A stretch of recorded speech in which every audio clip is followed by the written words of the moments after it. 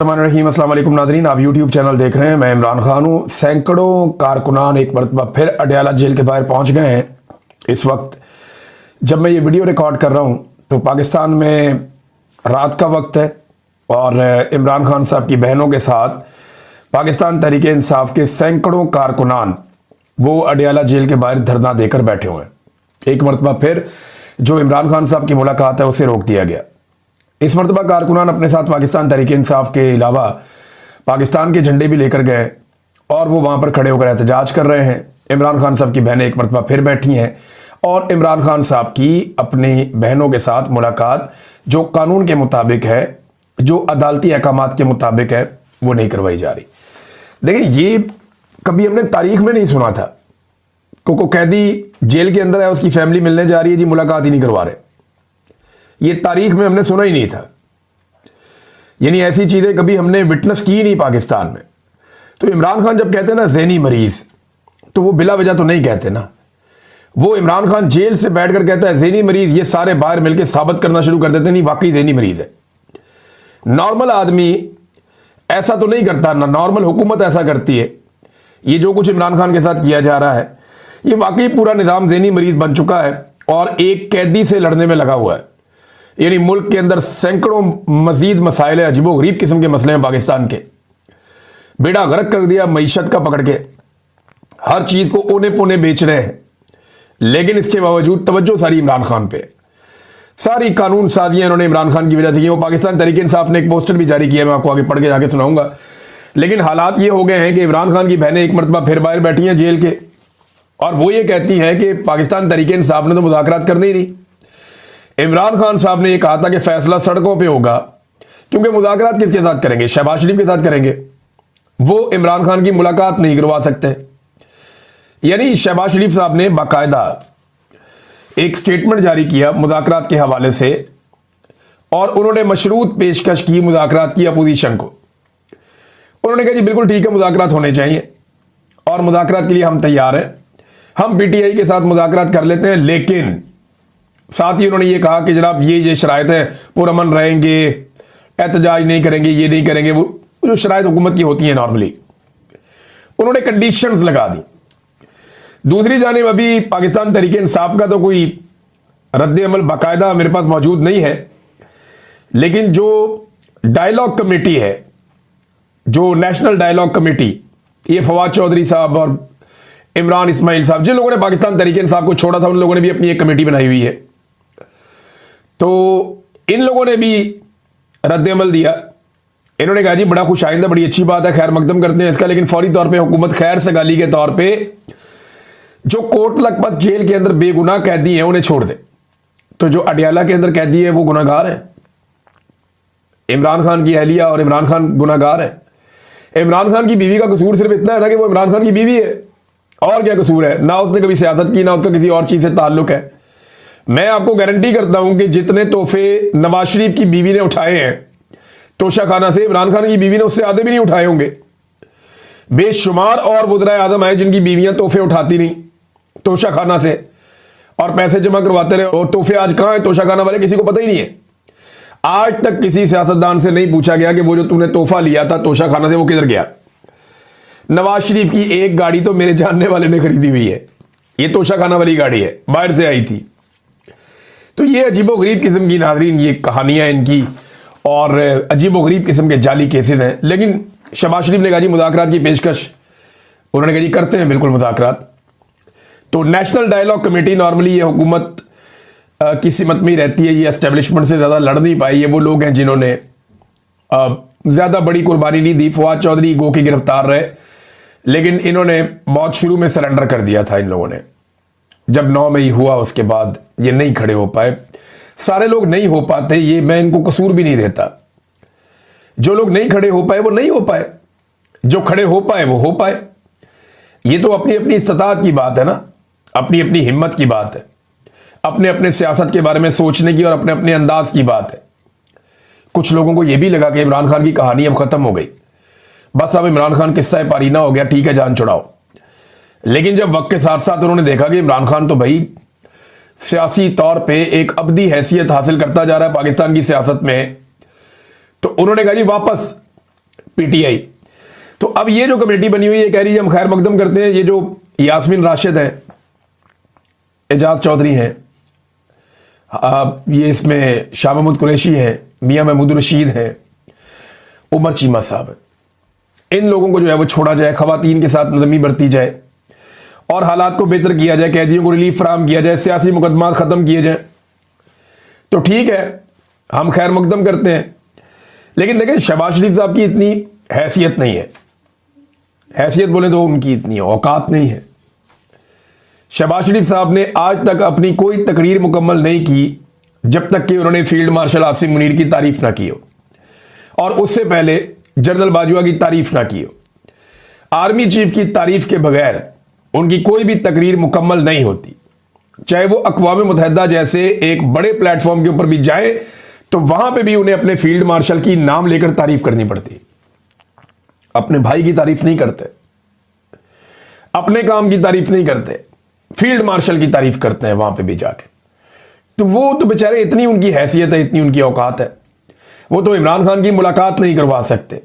जब मुलाकात के बारे में कहा गया, उन्होंने कहा जी पूछ के बताऊंगा, तो शहबाज शरीफ साहब ने क्या मुज़ाकरात करने हैं, पाकिस्तान तहरीक इंसाफ इसका जवाब देगी तो पता चलेगा। बहरहाल इमरान खान की बहनें कह रही हैं कि इमरान खान की जो फॉलोअर्स हैं वो तो मुज़ाकरात नहीं करेंगे, क्योंकि इमरान खान ने कहा कि मेरा कोई साथी मुज़ाकरात नहीं करेगा, फैसला सड़कों पर होगा। और सुहेल अफरीदी को इमरान खान साहब ने यह कह दिया पहले ही कि स्ट्रीट मूवमेंट की तैयारी करो, जो कि अभी तक शुरू नहीं हुई। ये दिखावे के तौर पे चीजें हो रही हैं, पब्लिक से मिल लिया, इधर चले गए उधर चले गए। स्ट्रीट मूवमेंट कुछ और होती है। पहले सुहेल अफरीदी साहब को और उनके लोगों को यह समझना पड़ेगा कि स्ट्रीट मूवमेंट होती क्या है और ये किस लेवल तक पब्लिक के अंदर जाती है, उसकी तैयारी कैसे होती है, पहले उन्हें समझना पड़ेगा। जब समझ आ जाएगी फिर वो शुरू कर देंगे। तो अभी उस तरफ मामला गया नहीं, लेकिन उसका काम हो रहा है। जो ग्राउंड वर्क है, जो उसकी पेपर वर्क है कि किस तरीके से उसको करना है, उस पर वो लोग काम कर रहे हैं अभी। तो नादरीन, शहबाज शरीफ साहब के तो इख्तियारात ही नहीं है, तो उन्होंने कैसे करना है, मुज़ाकरात कैसे कर सकते हैं वो। दूसरी बात यह है कि पाकिस्तान तहरीक इंसाफ तो जो मेन मुतालबा करती है कि नए इंतखाबात करवाएं, और नए इंतखाबात क्या, पुराने इंतखाबात में इनकी मौत वाक़ई हो गई थी, इनकी सियासत तो दफन हो गई थी पिछले इंतखाबात में। तो पिछले इंतखाबात में बड़ी मुश्किल से ये पूरा का पूरा इलेक्शन चोरी करके आके इक़्तिदार में बैठे। अब दोबारा से इनको वैसा इंतखाब तो नहीं मिल सकता, बार बार तो नहीं गंद मारा जाएगा पाकिस्तान में, और बार बार रिस्क लिया भी नहीं जा सकता। लिहाजा शहबाज शरीफ साहब या उनकी हुकूमत या पीपल्स पार्टी या बाकी लोग ये क्यों तस्लीम करेंगे या क्यों ये बात मानेंगे कि ठीक है पाकिस्तान में दोबारा से इंतखाबात करवा देते हैं, जबकि उन्हें पता है कि उनकी हालत 8 फरवरी 2024 से भी ज्यादा पतली हो चुकी है। कोई छोटी मोटी उम्मीद पब्लिक को उनसे बाकी थी तो वो भी खत्म हो गई है। यानी रिजीम चेंज करते वक्त इन्होंने जो सबसे बड़ा एक नारा लगाया था ना, वो ये था कि महंगाई हम खत्म करेंगे। महंगाई बहुत ज्यादा हो गई है, लिहाजा हम रिजीम चेंज करने जा रहे हैं, रिजीम चेंज करने के बाद हम महंगाई ठीक कर देंगे।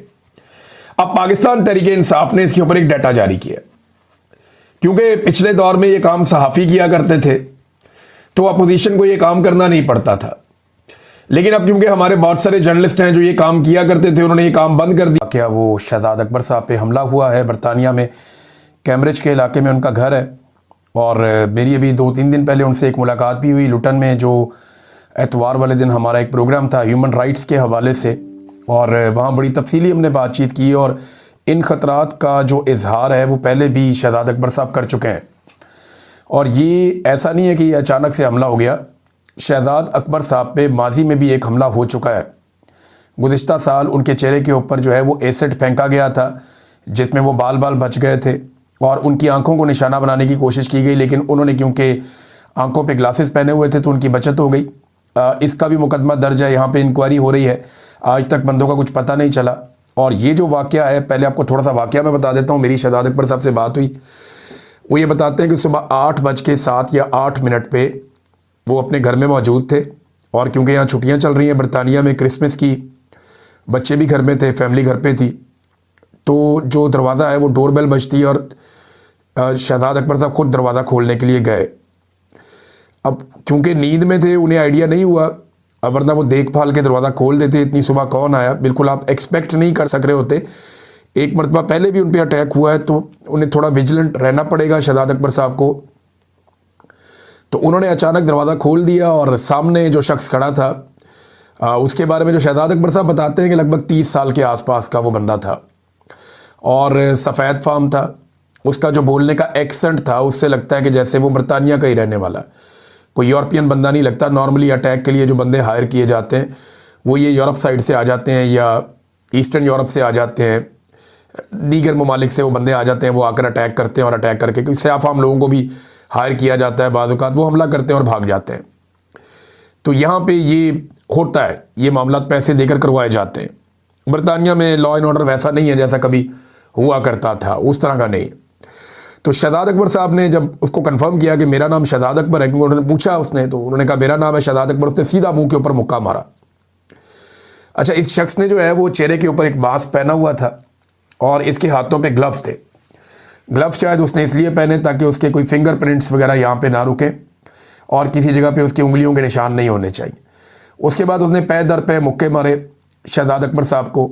इनकी फैमिली आ गई अंदर से और शहजाद अकबर साहब जो है वो उनके होश जाने लगे, क्योंकि जब आप अचानक से एकदम अटैक करते हैं और एक आदमी नींद से जागा है और वो एक्सपेक्ट भी नहीं कर रहा है इस तरह का हमला, तो ये बड़ा मुश्किल हो जाता है सर्वाइव करना। और वो मारने वाला जो है ना, वो जिस तरह शहजाद अकबर साहब ने मुझे सारी बात बताई है, तो मुझे ये बात तो बिल्कुल समझ आ गई कि वो प्रोफेशनल था।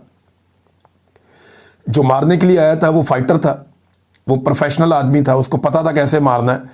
जब शहजाद अकबर साहब गिरे, इसके बावजूद वो सिर्फ उनके मुंह पे मार रहा था, यानी उसका मकसद सिर्फ मुंह को ज़ख्मी करना था। वो लगातार मुंह पे मार रहा था। उसने सवाए अपने मुक्कों के किसी का इस्तेमाल नहीं किया, कोई ठुड्डा नहीं मारा, उसने कुछ और नहीं किया। वो गिरे हुए शहजाद अकबर साहब के ऊपर भी नीचे होकर उसने मुक्कों के साथ मारा और चेहरे को निशाना बनाया। जब शहजाद अकबर साहब की फैमिली आई तो थोड़ा सा वो आदमी जो है चीखो पुकार सुन के बाहर की तरफ भागा। जब वो बाहर गया तो इन्होंने शहजाद अकबर साहब को उठाया, फिर वो वापस आ गए। अब वो मोबाइल फ़ोन निकाल कर आया कि जैसे उसने सबूत भी हासिल करना है कि मैंने मारा है और देखो मैंने मुंह को ज़ख्मी कर दिया। शहजाद अकबर साहब की ब्लीडिंग हो रही थी, उसने जो है वो शहजाद अकबर साहब की वीडियो बनाई, दोबारा हमला किया और फिर वो निकल के भाग गया। अब ये जनाब पूरी एक एपिसोड हुई। उसके बाद कॉल किया गया एम्बुलेंस को, बच्चे सहम गए, फैमिली जो है वो बहुत हरासा हुई इस वाक़े के बाद। फिर पहले जो है वो एम्बुलेंस को कॉल की जाती है, पुलिस आ जाती है, मेडिकल ट्रीटमेंट किया जाता है। शहजाद अकबर साहब को जो है वो पुलिस अपने पास रखती है ऑब्जर्वेशन में और डॉक्टर भी उनका ट्रीटमेंट करते हैं। फिर शहजाद अकबर साहब का स्टेटमेंट भी लिया जाता है और इस बीच में जो फॉरेंसिक वाले हैं या पुलिस के और दीगर इदारे हैं वो वहाँ पे आके पूरा एक एक चप्पा चेक करते हैं, एक एक जगह को देखते हैं। वो अपनी इन्वेस्टिगेशंस करते हैं, जहाँ जहाँ पे सीसीटीवी कैमराज और फुटेजेस वगैरह मौजूद हैं, वो ये सारी चीज़ें इकट्ठी करते हैं। अब ये दूसरी मरतबा अफसोसनाक वाक़या पेश आया शहजाद अकबर साहब के साथ। इससे पहले भी पॉलिटिशियंस के ऊपर बरतानिया में हमले हो चुके हैं। शहजाद अकबर साहब कोई एक आम पाकिस्तानी या एक ऐसा आम ओवरसीज़ नहीं है, ये साबिक वफाकी वज़ीर है पाकिस्तान में रहे और इन्होंने बड़ी अहम वजारत के अंदर ड्यूटी की है। यानी ये एक यूनिट था पाकिस्तान में जो रिकवरी करता था, जो लूट मार का पैसा है उसकी रिकवरी का काम करता था, तो उसमें शहजाद अकबर साहब उसको हेड करते थे। अब ऐसी सूरत हाल में इनकी जान तो खतरे में है।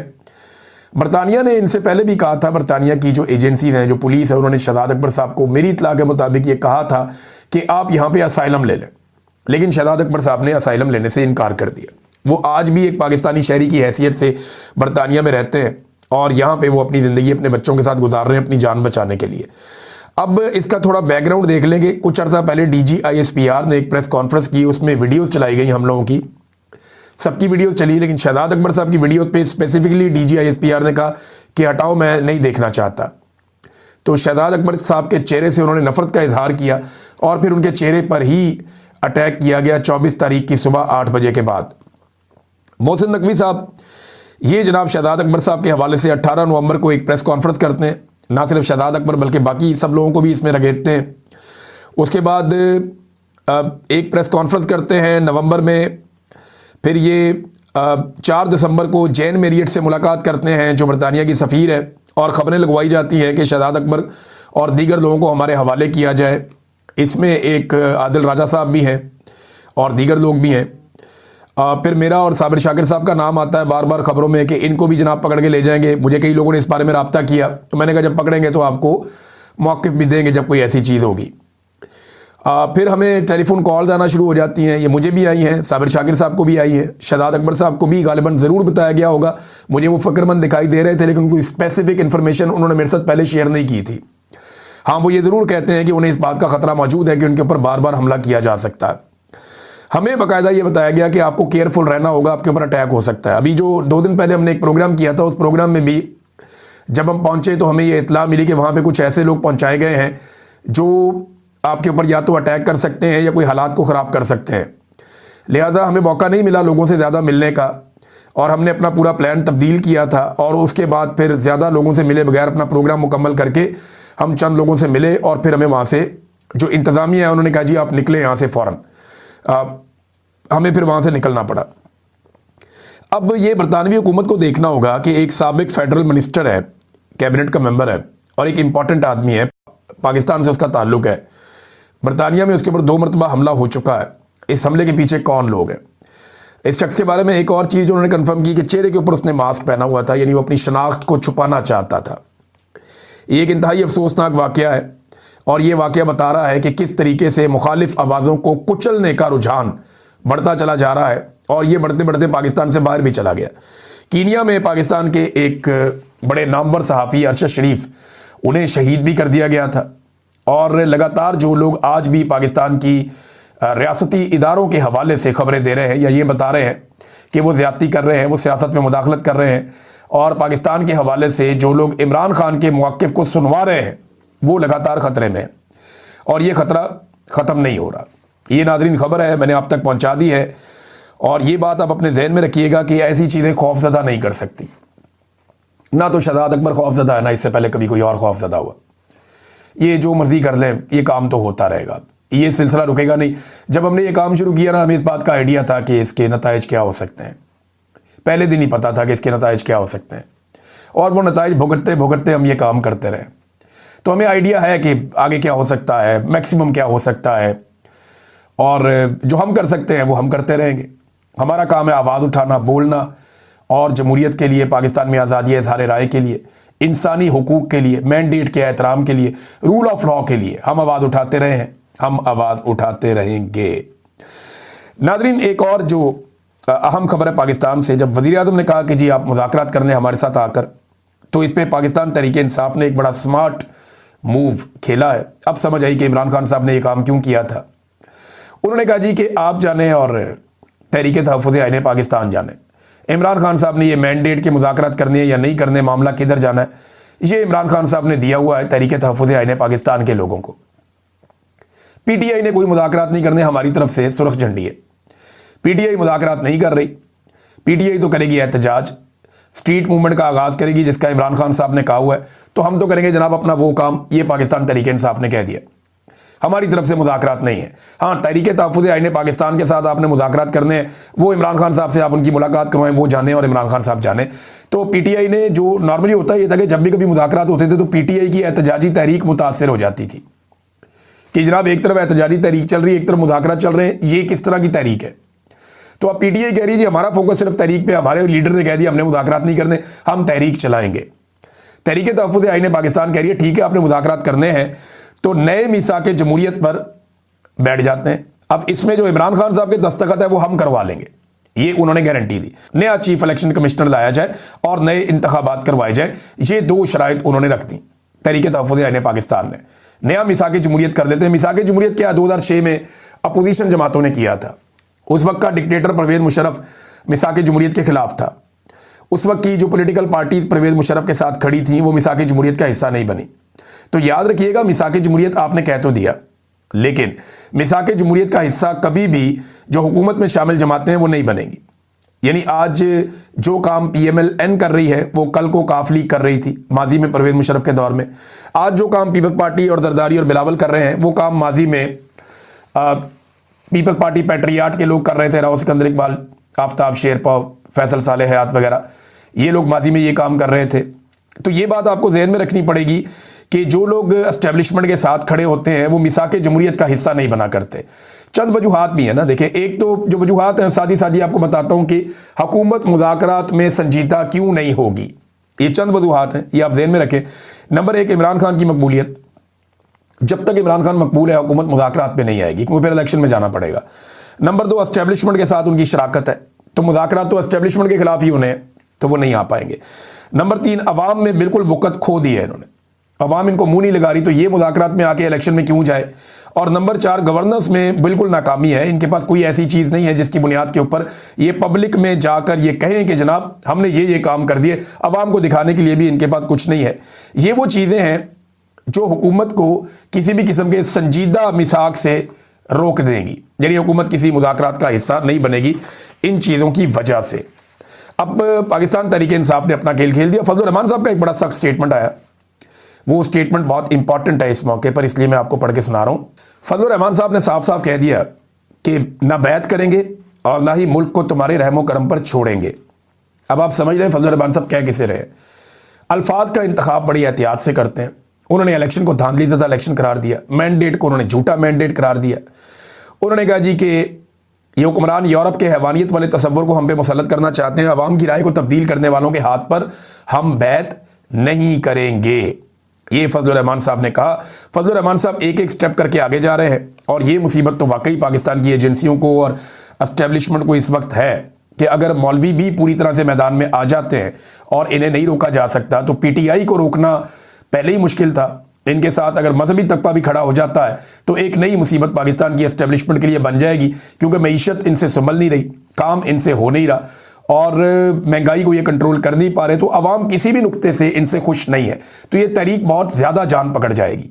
नादरीन, आसिम मुनीर साहब ने एक स्टेटमेंट दिया, और वो स्टेटमेंट ये है कि कौम और फौज में तफरीक पैदा नहीं करने दी जाएगी। मैं एक सिंपल बात करना चाहता हूँ कि देखिए, ये कौम और फौज में तफरीक पैदा कैसे होती है। क्या कोई आदमी पाकिस्तान की फ़ौज और पाकिस्तान की कौम में तफरीक पैदा कर सकता है? कोई भी नहीं कर सकता। बड़े लोगों ने ये कोशिश की, सारे लोग ये नाकाम हो गए। ये तफरीक जब भी पैदा होती है पाकिस्तान की मिलिट्री एस्टेब्लिशमेंट की वजह से पैदा होती है। ये चंद चीज़ें मैं आपके सामने रखता हूँ। नंबर एक, सियासत में मुदाखलत से कौम नाराज़ होती है। नंबर दो, हलफ की जब आप खिलाफ वर्जी करते हैं तो कौम नाराज़ होती है। नंबर तीन, जबरी गुमशुदगियों की वजह से कौम नाराज़ होती है। नंबर चार, बगैर मनसूबाबंदी के और अवामी हमायत के बार बार के मिलिट्री ऑपरेशन से कौम नाराज़ होती है। नंबर पाँच, मैंडेट की चोरी से कौम नाराज़ होती है। नंबर छः, सबसे मकबूल अवामी रहनुमा को जेल में रखने से कौम नाराज़ होती है। नंबर सात ये भी है कि जब दिफा का काम छोड़ के बाकी काम किए जाते हैं, बाकी कारोबार किए जाते हैं, तो कौम को वो चीज़ें पसंद नहीं आती, लोग नाराज़ होते हैं, थोड़ा थोड़ा उनमें रिएक्शन पैदा होता है। ये वो चीज़ें हैं, अगर जिन्हें बंद कर दिया जाए तो कौम और फौज के बीच में कोई नाराज़गी किसी किस्म की नहीं होगी। इसका तजर्बा करके देखा जा सकता है। नादरीन, कायद-ए-आज़म मोहम्मद अली जिन्ना का यौम पैदाइश है, इस हवाले से सारे पाकिस्तानियों को मुबारकबाद। और आज जो क्रिश्चियन बरादरी है, मसीही बरादरी, वो क्रिसमस का त्यौहार भी मना रहे हैं, उनको भी त्यौहार मुबारक। तो कायद-ए-आज़म मोहम्मद अली जिन्ना के हवाले से ये अफवाज पाकिस्तान की जानिब से एक स्टेटमेंट जारी किया गया है। स्टेटमेंट है कि कायद-ए-आज़म की मिसाली क़यादत और साबित कदमी चैलेंजेस से निमटने में रहनुमाई फराहम करती है। देखिए, कायद-ए-आज़म की जो रहनुमाई है, अगर वो अफवाज पाकिस्तान ने लेनी है तो कायद-ए-आज़म ने कैटेगोरिकली एक चीज़ से मना किया था कि आपने पॉलिसी नहीं बनानी।